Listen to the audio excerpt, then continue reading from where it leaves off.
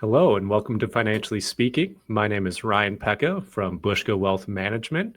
If you'd like more information about what you hear during our show today, please give us a call at 715-355-4445 or visit us online at www.retirewithbushka.com. And while at the website, click on the radio page to check out our past shows and subscribe to our program on Apple Podcasts, Spotify, or Amazon Music. It's no secret that life has gotten more expensive everywhere you turn, whether that's health insurance, groceries, housing. Prices seem to be climbing higher than ever. So it's really no surprise that many Americans don't have any emergency savings. Whether you're starting from zero or just trying to add to what's already there, building an emergency fund can feel like an uphill battle. Today, we're going to talk about why it matters and how using a simple framework can make the process much more manageable. It's called the 1-3-6 rule, and it's a straightforward way to help you prepare for life's moments without derailing your long-term financial goals. Before we dive in, let me welcome my co-host, the guy who says his idea of an emergency fund is keeping enough cash for pizza delivery and new batteries for a remote, Tony Shore. That's awesome. Well, yeah, pretty spot on and guilty as charged. Definitely my emergency fund, my priority there is to have enough cash for pizza. You got that one right. But instead of batteries for the remote, my other thing I would use it for that I shouldn't is probably buying record albums, some vinyl for my collection. Music, love it. But yeah, I think you're right. A lot of people underestimate how quickly an unexpected expense can sneak up, whether it's flat tire, need new tires for the car, medical bills, surprise home repairs. Those moments can really hit hard if you're not ready, right? I think that's really good. But I'm glad we're talking about this today. But before we get into it, I have to ask you, Ryan, how have you been? What's going on with you personally? I've been good, no real complaints. Weather's turning a little bit colder, so it's not as pleasant to golf anymore, but still can No. get out there. There's no Sure. snow. So for me, that's great. Not Yeah. not everyone agrees with me in this area, but it's okay. They can wait a few months or Hey, a what's wrong month. with the 50s? I mean, if Yeah, you can't golf when it's 50 degrees in Wisconsin, I don't know what yeah. you can do, right? Well, yep. My parents went to Florida as soon as it got too cold for them to golf, but I still stick it out every chance I get right now. Oh, So sure. Yeah. no complaints. The Packers have been winning, even if it's ugly. They're still doing that. So Oh, yeah. all good things. Yeah, it's true. And that's a good point. I actually love fall, and I don't think it's too cold yet. I don't like the rain, and I don't really like the Yeah. snow. So the snow is holding off for now, and it has rained, but I think it's going to be good. Hopefully, Halloween will be a nice night, and for everyone, that'll be good. That's coming up. But, our topic today is a good one, emergency funds, Mhm. because while saving for emergencies sounds simple, I think I think it's something that a lot of people struggle with and struggle with actually doing it or getting it started or really getting to the point where they should be with it. So tell us about the rule that you've heard to get your emergency fund going and how that can help. Sure. Let's start with a little emergency fund 101, I guess we can call it today. Yeah. We'll reference a Kiplinger's article with the headline Saving for Your Emergency Fund as Easy as 1-3-6. So close to that ABC song, 1-2-3, but not quite. A little different. As easy as 1-3-6. Yeah. All right. Well, let's start with the most basic question. Why do we need to build an emergency fund? Why do our listeners out there need to have one? Yeah, it's a great question. It's something we talk about a lot. So we hear clients kind of give us back and forth on it. They're really the short answer is that an emergency fund is an essential way for protecting yourself from those unexpecteds. It's money you can access easily, use for urgent, unplanned costs like a medical bill, car repairs, temporary income if you lose your job or need to supplement that now that a new cost has come up. rising costs, heat, groceries, all of those continue to climb. Yeah. It's also designed to keep you from relying on a high interest debt when life throws something your way. So those credit cards, HELOCs, all of those other things we always see. Because let's face it, emergencies don't wait for you to be in the best financial condition to show up. That's when you have cash ready, you're forced to run up credit cards or dip into long-term investments like your 401k when you otherwise would not want to. Yeah, you want to avoid that at all costs. So we'll talk about that here. Because once you start pulling from your retirement savings or putting those unexpected bills on plastic, you're not just fixing a problem in front of you. What you're doing really is creating new and bigger problems for down the road, aren't you? Correct. And there's another important piece people often overlook: the emotional side of things. Bankrate data shared in the article found nearly 6 in 10 Americans say not having enough emergency savings causes them financial stress. Having that safety net isn't just about the math, it's about that peace of mind that you get with it. When you've got money ready for the unexpected, you're in control, and that helps you stay on track towards bigger goals like your financial independence, your early retirement, or even taking time off for a career break. Yeah. Well, taking that time off for the career break, that makes total sense. I think a lot of us have experienced these life happens moments. The washer breaks, the car needs repairs, and when you've got an emergency fund, you're solving the problem, not creating more or scrambling to find money. Yeah, and here's another reason it matters. Even if you've got good insurance, most insurance policies include deductibles, which are sometimes surprisingly high ones. I think we've all come across that, especially in the medical world. In fact, when we're talking about the average deductible for employer-sponsored health plans in the U.S., that was about $1,735 in 2023. So we know that's all gone up from there, and will go up again next year. That means one unexpected medical event could push you into credit card debt if you don't have that amount of cash on hand. So your emergency fund isn't just a nice-to-have idea; it's a cornerstone of a sound financial strategy. Protects your long-term goals, keeps your day-to-day life running smoothly, and helps you when the unexpected happens. Exactly. And you mentioned something earlier called the 136 rule. I'm curious about that. It sounds like a playbook for building an emergency fund. What's the idea behind it? Explain that. Sure. It really is that playbook, like you said. And the best part is that it's practical and realistic, especially for people who might not have a lot of extra money to set aside each month. The 136 method breaks the process into manageable milestones instead of making you feel like you have to hit a huge savings goal all at one time. So here's how it works. Ultimate target is to build up to 6 months of expenses in your emergency fund. It's a level where people can start to feel genuinely comfortable. And in fact, the article explains that the Bankrate found that 63% of Americans say 6 months is the minimum they need to feel financially secure. But getting there doesn't happen overnight. The beauty of the 136 approach is that every milestone along the way, whether it's the first month, then 3, then 6, is a real win. You're building a financial stability one step at a time without overwhelming yourself or your budget. I like that because it sounds like it really takes the pressure off. Because let's be honest, many people here they hear you say save 6 months of expenses and immediately think, yeah, right, in another lifetime. But with the 136 method, it's very achievable. You've got built-in motivation because every step you hit is progress you can feel good about, and that keeps you going, right? Yeah, it's about sustainability, not being perfect.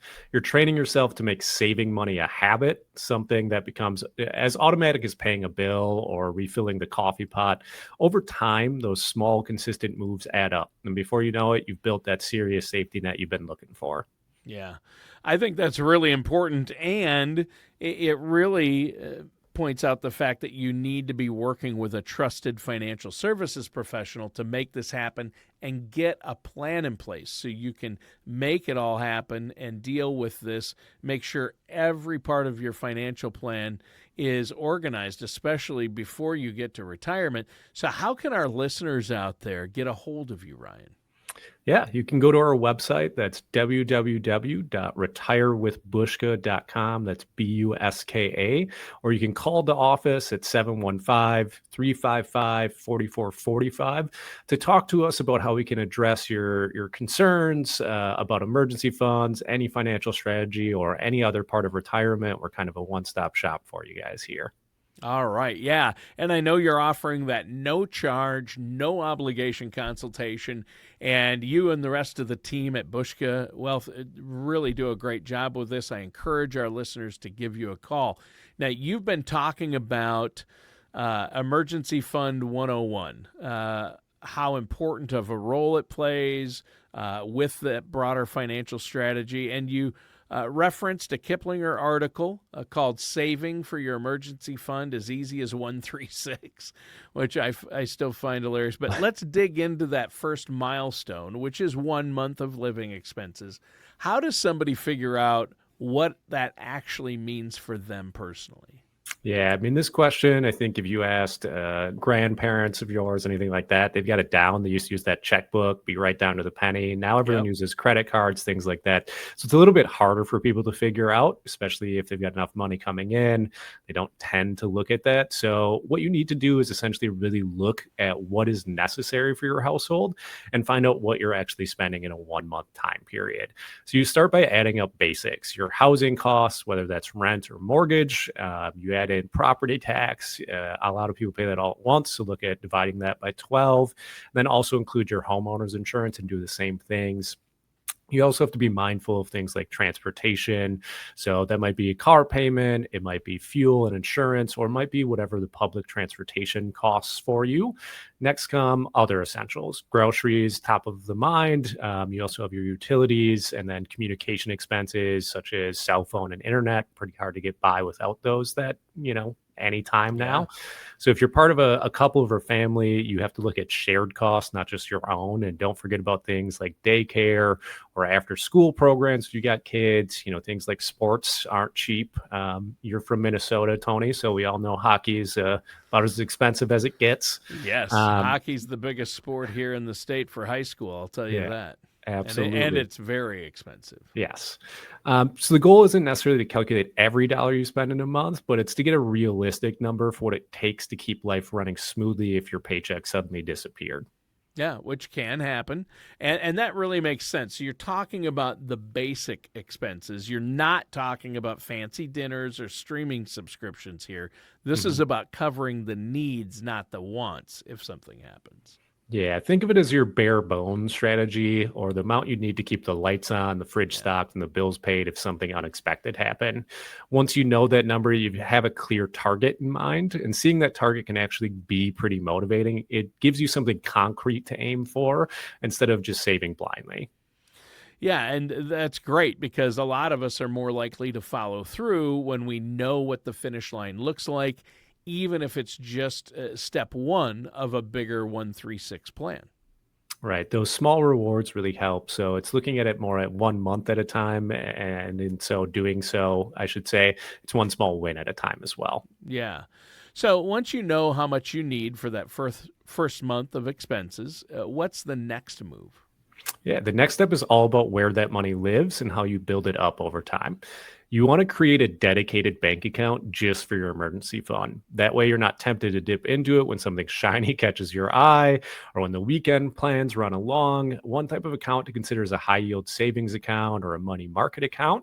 Keeps your money separate, easy to access, and earning a bit more interest while it sits there. Still gives you fast access in case of an emergency fund is needed, but it's not commingled necessarily with the rest of your funds. Right. And so it's like, really, it's like paying yourself first, right? Not stuffed under the mattress, though, right?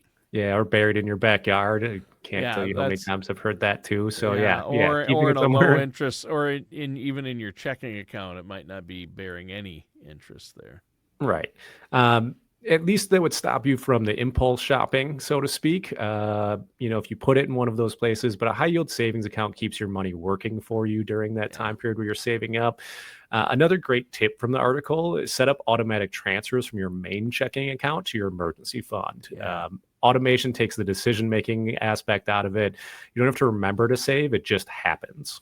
Yeah, and that's what I was starting to mention before. It's like that's paying yourself first. In other words, you never see the money; it goes right from your check into savings, or like the money that goes into your retirement account, it goes into savings. And if you don't ever see it or have it hit your checking account, you're not going to miss it. So make sure you pay yourself first before the bills, right? Yeah, I think that's the perfect analogy is to compare it to like your 401k. It's just pretend that money's not there. You kind of adjust to it.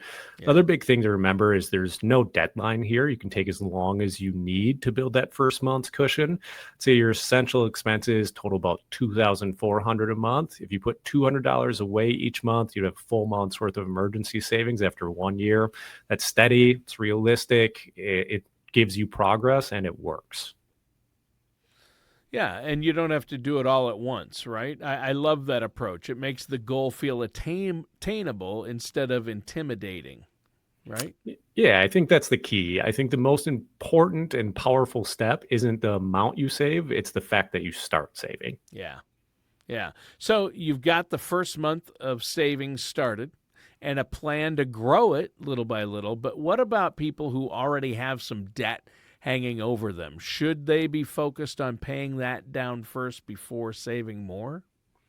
It's a really common question. A lot of people carry debt, whether that's your mortgage or credit card debt, or even if you took out a HELOC for that last emergency. But the answer is more surprising than most people think when we have to respond to it. It's you don't want to wait until all of your debt is gone before you build up an emergency fund. Because if you do that, one unexpected expense like a car repair, medical bill, or anything else could send you right back into that debt again. The key is to try to tackle both at the same time. So keep building your emergency fund while you also chip away at the highest interest debts like credit card or personal loans. Yeah, it seems like it's a balancing act, right? You're trying to keep future emergencies from becoming debt traps while still being responsible with what you already owe, right? That's right. Even if you can't pay those debts off quickly, it's important to at least cover your minimum required payments every month. That keeps your credit history intact and prevents late fees or penalties from also piling up. And while we're talking about it, here's a quick legal reminder. Under the Fair Debt Collection Practices Act, no one can be in prison for failing to pay a personal credit card or consumer debt. However, you can be sued for non-payment, and if a court issues an order related to that lawsuit that you don't comply with, that could lead to some legal troubles. Yeah, that's an important distinction. And the takeaway is don't panic, but don't ignore it either. Mhm. Please don't Yeah. do that. Keep the payments going and keep saving what you can, even if it's just a little at a time. Right. The goal is momentum. So paying down high interest debt and building your safety net go hand in hand because both bring you closer to that stability and reduce your stress in the long run. Yeah. Yeah, I think that's great. And so to get a plan in place to keep you from making some of these mistakes, how can our listeners get a hold of you? Yeah, you can go to our webpage at www.retirewithbushka.com. You can also give us a call at 715-355-4445 and speak to any one of our lovely team members, and we'll get you set up with a no-cost consultation, get you set down with the right person for your right needs. Yeah. I think that's great. And today we've enrolled ourselves in a great class, Emergency Fund 101, right? And learning how essential it is to have an emergency fund and, how you can save up to 6 months of standard living expenses to cover unexpected emergencies. You've been using that Kiplinger article for some of the facts and numbers. But let's say somebody hits that first big win and they've got the 1 full month of expenses saved. What next? Yeah, absolutely. First, reaching that milestone, that's worth celebrating with ourselves. Mhm. Reaching 1 month of expenses is a major achievement, and it proves that the system is working. And more importantly, it's working for you. The next phase of that 1-3-6 method is to build your way towards 3 months of living expenses.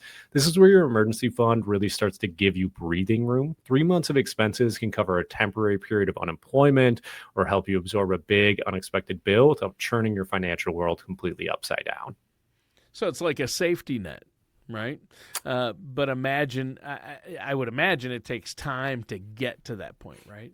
Yeah, absolutely. And that's okay. You don't have to get discouraged if the stage takes longer than the first one. The key is to stay consistent, keep that momentum going, keep those automatic transfers going from each paycheck, even if the amount is small. You're building financial muscle every time that happens. And this is a great point to start fine tuning your budget as well. Look for ways to reduce discretionary spending like eating lunch out or buying new clothes. You can also trim fixed expenses where possible, like lowering your grocery bill, reviewing those subscriptions. Doing that not only helps you save faster, but it also reduces the total amount you need in that emergency fund. Yeah, it's a double win. Spend a little less now, and you'll need a little less later. Absolutely. And while you're building that fund, you can't lose sight of your retirement savings. Many people contribute through an employer sponsored plan like a 401k. But for anyone who's self employed, and that's more than 10% of the American workforce, there are great options too. Solo 401k or a simple IRA, for example, lets you make pre tax contributions, which can help lower your taxable income. That means you're not only setting more aside for retirement, but you may also free up a bit of extra money to keep growing your emergency fund. That's smart. And it also sounds like a great topic to sit down and talk about with your financial services professional. Absolutely. It's all about that balance, protecting your short term needs while keeping your long term goals moving forward. Right. So we've hit 1 month, then 3 months, and now comes the big one, 6 months of living expenses. And I think this is the part that can feel intimidating for a lot of people out there. Yeah, it definitely feels that way at first, but this stage is really where your hard work starts to pay off. The final phase of that 136 method. So, building up to 6 months of expenses and doing it gradually in a way that fits your specific lifestyle. By the time you reach this point, you're not just protecting yourself from financial surprises, you're creating freedom and flexibility. With 6 months of expenses saved, you really gain control over your choices. Let's say you lose your job or decide you're no longer interested in the job you have. Instead of taking the first offer that comes along, you've got some breathing room and it's time to find a role that actually is great for you and fits you and your lifestyle. That's the kind of stability that isn't just functional, it's emotional stability too. It gives you the confidence to make those decisions based on what's right, not what's urgent. Yeah, that's a great way to look at it. The fund doesn't just protect you from emergencies, it buys you time and options. Yeah, and even as you're working towards that 6 month mark, remember to keep balance in your plan. Keep contributing to your retirement accounts and your other investments while slowly topping off your emergency fund. It's about steady progress on both fronts there. And if someone listening right now thinks 6 months of expenses, I can't even start, I'd say this: start small. Even saving $10 or $20 a week gets you moving in the right direction.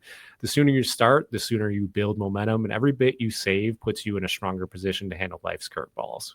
Yeah, and life always throws curveballs, doesn't it?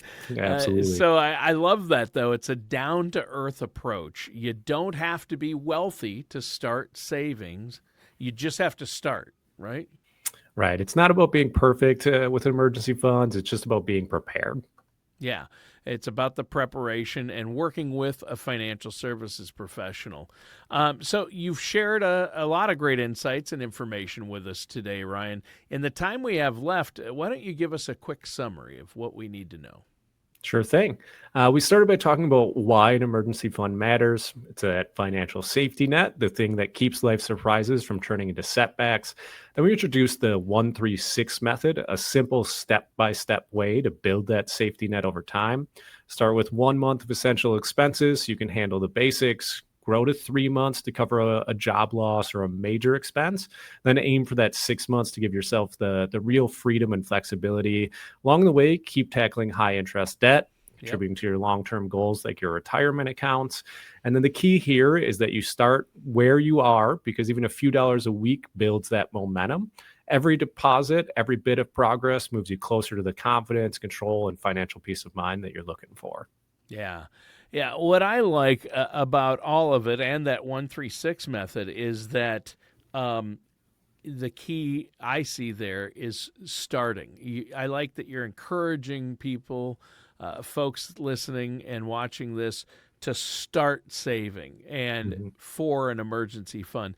And I think the mistake I've made in the past, Ryan, I'll be honest, is when I thought, I know I need to start an emergency fund. My wife and I, when we were younger, I'm like, we need an emergency fund. And where we failed was we would get paid, our retirement money would go directly into our retirement account, into our 401ks, and then we'd have the rest of our checks, our take home after taxes, hit our checking account. And that's what I call the general fund. And when what happens, Ryan, when something hits the general fund, whether it's our government or my checking account, for my wife and I, poof, it's gone. So we thought, okay, we have these bills, we'll pay these bills, we'll do what we have to do in the month, and then what's left over we'll put into a savings to start an emergency fund. But what's wrong with what we did? What's wrong with that plan? You didn't separate it. You commingled all those funds. It's pretty easy to dip into it. I think we all fall into that cycle. One of the things Nothing's they teach left you by the time you say, okay, what's left? Nothing. Absolutely. I mean, it's easy. It's one of the first things they teach you in economics in both high school and college is as you make more money, you tend to spend more money. So just because you're making more doesn't mean you have more to put away. People tend to adjust to whatever their job and lifestyle is. Lifestyle creep is what they call it. Yeah. Yeah. So it happens to all of us, even the ones that know better sometimes. Yeah. And but it's the discipline or the know-how and you solved that problem. And finally we had solved that problem by working with financial services professionals who know is pay yourself first. In other words, the first thing you do is put, before you even say, what do we have to budget for this month? You take, whether it's $50 a month, $100 a month, $200, $300, whatever the amount, you put that into a special savings account, and that's your emergency fund. And hopefully it's interest bearing, but you want it to be liquid. It has to be some type of an account. And I know there are options, and you can talk about the options with your clients, but maybe it's just an interest bearing checking account, savings account, not a checking account, but a savings account. And then when you have a real emergency, you transfer over. That way, whatever's left is what you have to spend for the month. This isn't part of what you have to spend for the month. You've got to, I think it's really the mindset that has to change for people. Now, we're almost out of time. So before we go, let our listeners know how they can set up that no charge, no obligation consultation. Absolutely. You can sign on to our webpage at www.retirewithbushka.com. That's BUSKA.com. Or you can give us a call at 715-355-4445. We can discuss with you how to answer any questions about saving for that emergency fund, a financial strategy, or any part of your retirement you'd like. It's our goal to help you prepare for retirement that you've worked so hard to get to. All right. Thank you so much, Ryan. And listeners, thanks for tuning in. That does it for today's episode of Financially Speaking with our host, Ryan Pekka.